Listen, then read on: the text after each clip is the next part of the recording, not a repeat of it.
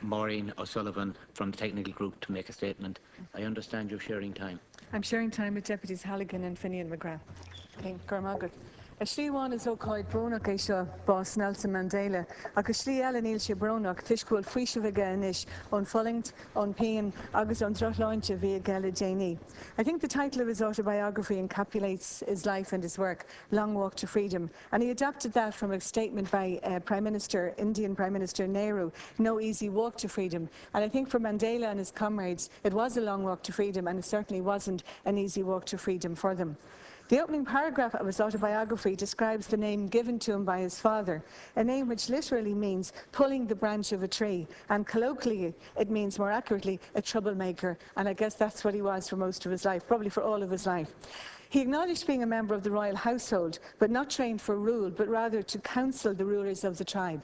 Now, we know he was a ruler, but I think in his writings and in his speeches, and in the many roles he has been a counsellor, and his words and his philosophy will be sources of wisdom and enlightenment and guidance for those in leadership roles, nationally, locally, and also, I think, in our personal lives.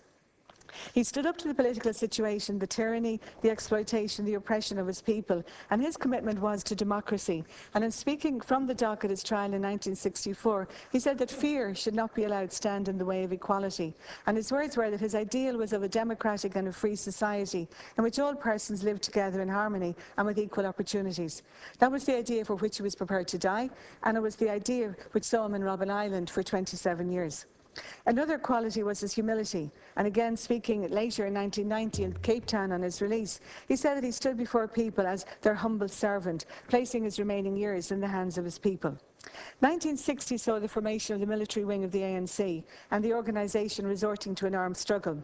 For him and the giants of the anti-apartheid movement, Walter Sisulu and Oliver Tambo, this was a defensive action against the violence of apartheid, and it was in reaction to the Sharpeville massacre, a peaceful protest that was met with violence. And his words were that when all channels of peaceful protest had been barred to us, that the decision was made to embark on a violent form of political struggle. But they came to a moment, like Robert Frost, road not taken, two roads diverged in a yellow wood. And which road would they continue? Would they continue on that road of violence? But no, they took the other one. And again, quoting from the poem, that made all the difference. And we see that in his 1994 speech, being sworn in as President of South Africa, when he committed to constructing a complete and just and lasting peace. He said it was, quote, time for the healing of wounds and to bridge the chasms that divide. He was able, and the others were able, to turn from bitterness and hatred to reconciliation. And I think there's so much in that today for people whose lives are consumed by bitterness and hatred, and that bitterness and hatred brings such suffering for other people.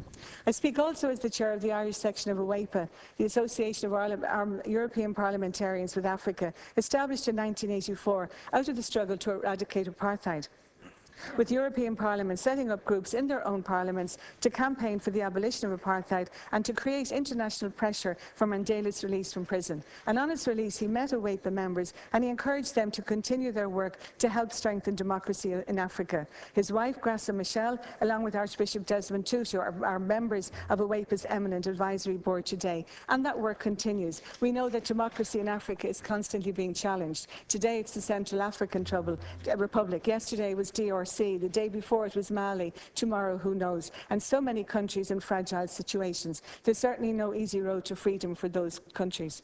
What he was looking for was justice, peace, work, bread, water and salt. And we think of the countries who are deprived of those basic rights. We see the pressure on the developing countries of Africa today by a different form of colonialism in the form of multinational companies who don't pay their just taxes. We see it in the competition between land for food for the developing countries and the land for biofuels for the developed countries.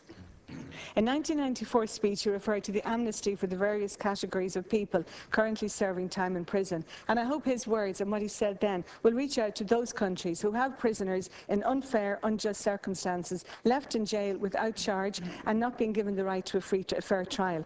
Whether it's Northern Ireland or Israel or Sri Lanka or Colombia, Azerbaijan, whether it's Kyrgyzstan, whether it's the Cuban 5 situation in America.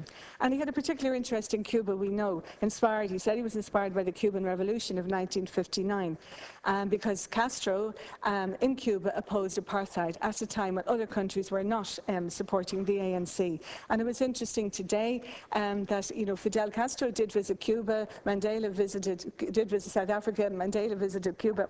And to see today Barack Obama, Raul Castro on the same platform, speaking at his inauguration, shaking hands, I think there's a spirit there moving. And it's interesting that President Obama's words that there are too many of us who happily embrace Mandela's legacy of racial reconciliation, but passionately resist even modest reforms that would challenge chronic poverty and growing inequality. And today, International Human Rights Day. We speak about him here today as the political leader, but he was also a husband, a grandfather, a father, a friend. So to all those who miss him and mourn him.